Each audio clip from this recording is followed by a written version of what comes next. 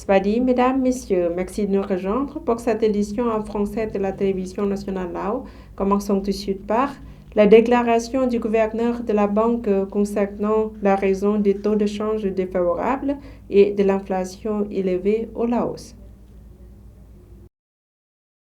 C'est la simple déclaration faite par le gouverneur de la Banque de la RDP Lao, M. Boulia Sinsai Volavong, dans son discours devant l'Assemblée nationale jeudi lors d'une séance présidée par le président de l'Assemblée nationale, M. Sesampon Povihan. La majeure partie de l'argent utilisé pour le développement socio-économique provient d'investissements directs étrangers et de prêts que le gouvernement doit rembourser, a-t-il expliqué. Un autre obstacle est que les réserves de devises étrangères sont très faibles, tandis que la politique en matière de devises étrangères est faible, notamment lorsqu'il s'agit d'obliger les entreprises à déposer de l'argent sur des comptes bancaires. La législation sur la gestion des devises étrangères est inefficace et les mouvements de devises étrangères entrant et sortant du pays ne sont pas enregistrés, a déclaré M. Boulia. Les problèmes liés à la mauvaise régulation des prix des matières premières, du système commercial et de l'offre de produits nationaux entravent également les efforts visant à réduire l'inflation et à améliorer les taux de change. En raison de la faiblesse des réserves de change, il est difficile de dire quand la crise économique prendra fin car le budget du gouvernement est insuffisant pour intervenir afin de réduire l'inflation et fournir davantage de devises aux entreprises Lao, a-t-il déclaré. Le gouvernement, par l'intermédiaire de la Banque de la RDP Lao, a pris des mesures pour renforcer la législation, mais l'application des lois est faible, notamment en ce qui concerne la gestion des devises étrangères, et les Lao ne sont pas familiers avec les nouveaux systèmes, a déclaré le gouverneur de la banque. L'application de la loi doit être mise en œuvre de manière plus large en fonction des circonstances économiques actuelles, a-t-il conseillé. Dans le but de remédier à la situation, la Banque centrale a formulé des politiques et des mesures visant à augmenter la quantité de devises étrangères réservées aux importations en canalisant des devises étrangères via le système bancaire et en surveillant électroniquement les mouvements de devises étrangères entrant et sortant du pays, a déclaré M. Boulia. La Banque centrale travaillera en étroite collaboration avec les secteurs concernés pour éliminer le commerce illégal et imposer une gestion plus étroite des devises étrangères.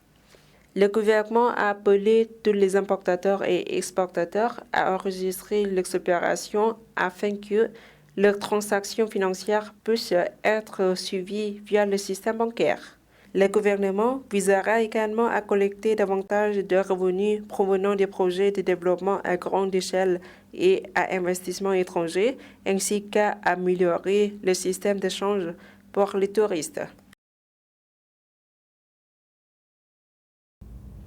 Les ministres de l'Industrie, du Commerce et de l'Agriculture et des Forêts expliquent comment résoudre le problème dans le cadre de leurs responsabilités. Le ministre de l'Industrie et du Commerce, M. Malaithong Kumasit, a clarifié les questions posées par des membres de l'Assemblée nationale sur de nombreuses questions telles que la gestion des prix des produits, l'import-export des marchandises, la promotion de la production de produits intérieurs, le renforcement des micro, petites et moyennes entreprises, l'encouragement du public à la consommation de produits nationaux, la gestion et l'approvisionnement en carburant, etc. En réponse à ces questions, le ministre a précisé que le ministère de l'Industrie et du Commerce travaillerait avec les ministères et les parties concernées pour déterminer certaines mesures nécessaires pour maintenir l'équilibre de la production et de l'approvisionnement des biens, déterminer la structure des prix des biens et d'autres mesures pour résoudre les problèmes économiques actuels et améliorer la vie des gens.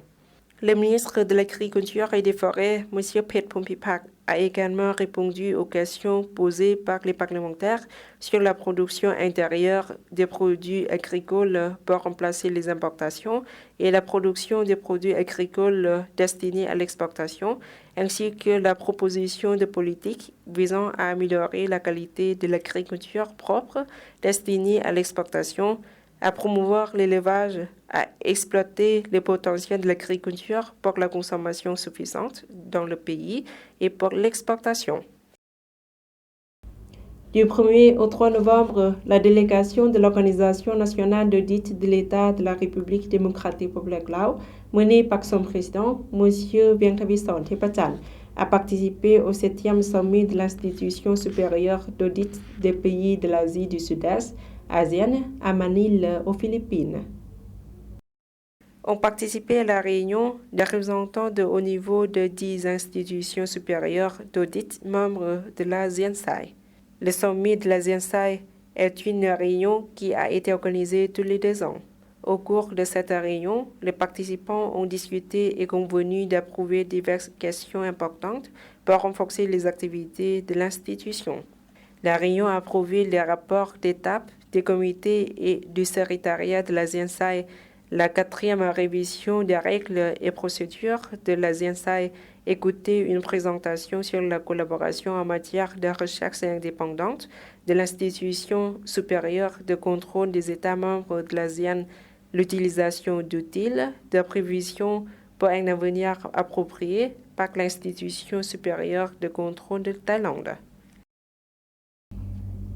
Le Centre de formation technique agricole et de développement rural Lao-Coréen du ministère de l'Agriculture et des Forêts, en collaboration avec l'Université Metro Chiang Mai de Thaïlande, ont organisé le 1er novembre 2023 une formation sous le thème « Renforcement des agriculteurs concernant la transformation des produits agricoles et le marketing ». Elle s'est déroulée sous la coprésidence de M. Vongsavan Vongkaisorn, chef du Centre de formation technique agricole et de développement rural Lao-Coréen,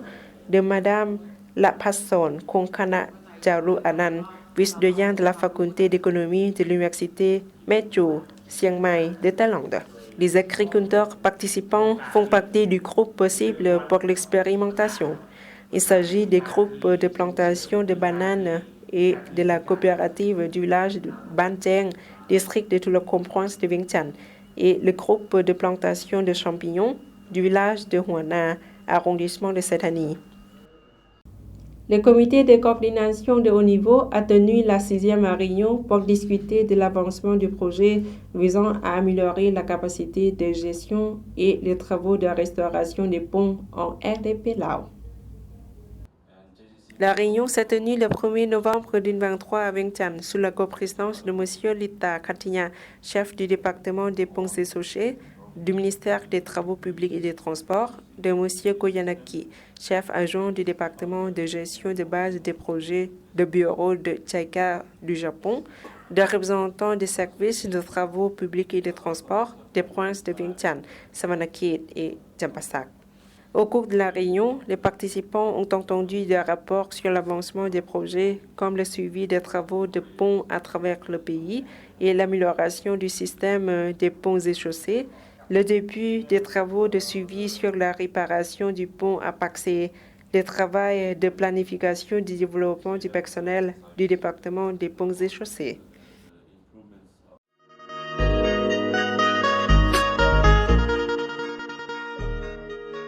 ส่วนวัฒนธรรมเตียงควรมรดกแห่งชาติระดับท้องถิ่นทางวัฒนธรรมแห่งทำอิฐของนครหลวงเวียงจันทน์เป็นสถานที่เก่าแก่และเป็นเอกลักษณ์ที่จำลองเหตุการณ์ทางด้านศาสนาสื่อถึงนรกสวรรค์มีรูปปั้นปางใหญ่น้อยคนเทวดาพร้อมด้วยบริวารและสัตว์เดรัจฉานที่น่าอัศจรรย์ใจนอกนั้นยังมีประตูโค้งวัฒนธรรมร่วมสมัยสิ่งอำนวยความสะดวกม้วนปรึกษานานาพันธุ์ให้ห่มเงาเย็นเหมาะแก่การเที่ยวชมพักผ่อนหย่อนใจขอเชิญชวนนักท่องเที่ยวทางภายในและต่างประเทศเข้าชมสวนวัฒนธรรมเสียงควรซึ่งตั้งอยู่ด้านใต้ของบ้านผาเดือเมืองหาดไซฟองนครหลวงเวียงจันทน์ ห่างจากความมิตรภาพลาวไทยประมาณ 7.3 กิโลเมตรเปิดให้บริการทุกวันตั้งแต่เวลา 8 โมงถึง 17 โมงสนใจข้อมูลเพิ่มเติมติดต่อได้ที่เบอร์ 020-5464-9499 และ 020-5787-6318 Voilà, c'est la fin de cette édition. Toute l'équipe vous remercie pour votre fidélité. Pour voir nos reportages, rendez-vous sur la page internet du journal en français de la télévision nationale Lao. Au revoir.